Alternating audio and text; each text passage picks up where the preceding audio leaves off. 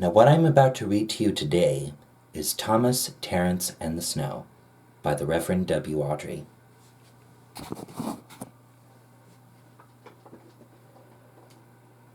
Autumn was changing, the leaves from green to brown. The fields were changing too, from yellow stubble to brown earth. As Thomas puffed along, he heard the chug, chug, chug of a tractor at work. One day, stopping for a signal, he saw the tractor close by. "Hello," said the tractor. "I'm Terence. I'm plowing." "I'm Thomas. I'm pulling a train." "What ugly wheels you've got." "They're not ugly. They're caterpillars," said Terence. "I can go anywhere. I don't need rails."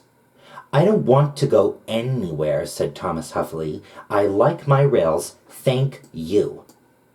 Thomas often saw Terence working, but though he whistled, Terence never answered. Winter came, and with it dark, heavy clouds full of snow. "I don't like it," said Thomas's driver. "A heavy fall is coming. I hope it doesn't stop us." "Pooh!" said Thomas, seeing the snow melt on the rails. "Soft stuff, nothing to it." And he puffed on, feeling cold, but confident. They finished their journey safely, but the country was covered, and the rails were two dark lines standing out in the white snow.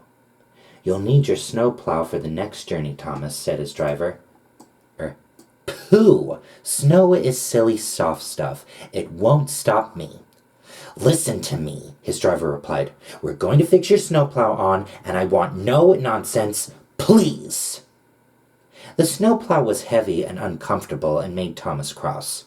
He shook it and he banged it, and when they got back it was so damaged that the driver had to take it off. "You're a very naughty engine," said his driver as he shut the shed door that night. Next morning, both driver and fireman came early and worked hard to mend the snowplow, but they couldn't make it fit properly. It was time for the first train. Thomas was pleased. "I shan't have to wear it, I shan't have to wear it," he puffed to Annie and Clarabelle. "I hope it's all right, I hope it's all right," they whispered anxiously to each other. The driver was anxious too. "It's not bad here," he said to the fireman, "but it's sure to be deep in the valley." It was snowing again when Thomas started, but the rails were not covered. Silly soft stuff," he puffed. "I didn't need that stupid old thing yesterday, and I shan't today. Snow can't stop me," and he rushed into the tunnel, thinking how clever he was. At the other end, he saw a heap of snow fallen from the sides of the cutting. "Silly old snow," said Thomas, and charged it. "Cinders and ashes," said Thomas. "I'm stuck." And he was. "Back, Thomas, back," said his driver. Thomas tried, but his wheels spun and he couldn't move. More snow fell and piled up round him. The guard went back for help, while the driver, firemen, and passengers tried to dig the snow away. But as fast as they dug, more snow slipped down until Thomas was nearly buried. "Oh, my wheels of coupling rods," said Thomas sadly. "I shall have to stop here till I'm frozen. What a silly engine I am." And Thomas began to cry. At last, a tooting in the distance told them a bus had come for the passengers. Then Terence chugged through the tunnel. He pulled the empty coaches away and came back for Thomas.